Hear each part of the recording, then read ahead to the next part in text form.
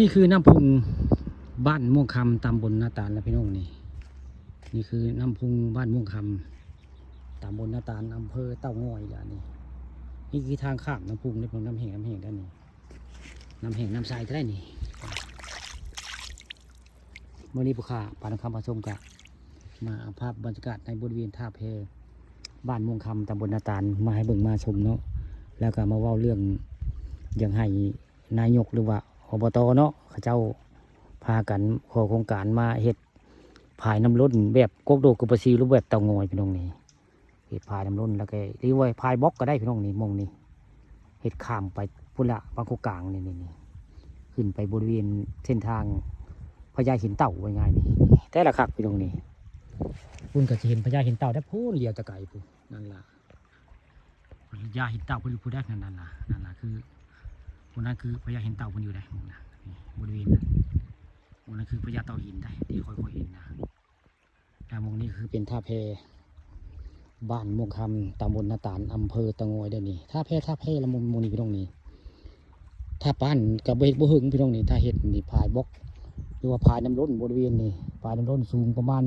2 เมตรก็ได้พี่น้องนี่แล้วก็หรือว่าใช้พายบล็อกก็ได้มองนี้เป็นสถานที่ท่องเที่ยวของแถวม่วงคำตำบลนาตาลแต่ละคักพี่น้องมองนี้เอาแบบอย่างของกุกดูกุปซิลมาเห็ดคือข้าเจ้าได้ล่องเพล่องเรือท่องเที่ยว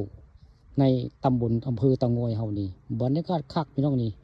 ผู้ข้าเบิ่งแล้วมองกันไกลว่าหม่องนี้สิเป็นสถานที่ท่องเที่ยวแล้วก็นำเงินมหาศาลพี่น้องนักท่องเที่ยวมาเที่ยวมาล่องเพแล้วก็ทิวทัศน์คักพี่น้องนี่ล่องเพขึ้นไปบริเวณหน้าวัดผาพึ่งบ้านม่วงคำตำบลนาตาลบางท่านขึ้นไปไหว้พระพี่น้องถ้ำธรรมชาติบ่ได้ดัดแปลงและตลิดพี่น้องเลยถ้ำอิลีได้ถ้ำผาพึ่งบ้านม่วงคำตำบลนาตาลนี่ถ้าเอาแบบอย่างทางกุกดูกุปซิวนี่โอ้ยคนมาเที่ยวหลายพี่น้องนี่ทิวทัศน์คักต้องมาบริเวณท่าเพบ้านม่วงคำตำบลนาตาลเห็ดผายน้ำล้นพี่น้องนี่บรรยากาศคักได้สูงประมาณ2 เมตรแล้วก็เป็นหม่องที่ล่องเพท่องเที่ยวของไทยม่วงคำตำบลนาตาลหรือว่าอบตนาตาลพี่น้องนี่แต่ละคักนี่คือสถานที่ท่าเพบ้านม่วงคำตำบลนาตาลแล้วนี่ผู้ค้าการทำความผสมมีความคิดอมงในเห็ดผายน้ำล้นเป็นสถานที่ท่องเที่ยวแบบอย่างของกุกดูกุปซีลูกของเตางอยพี่น้องนี่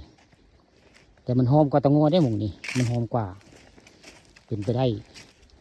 เห็ดคือกุกดูกุปซีแต่ละคักพี่น้องนี่คือบริเวณท่าแพบ้านม่วงคำตำบลนาตาลบรรยากาศคักพี่น้องท่าเดือด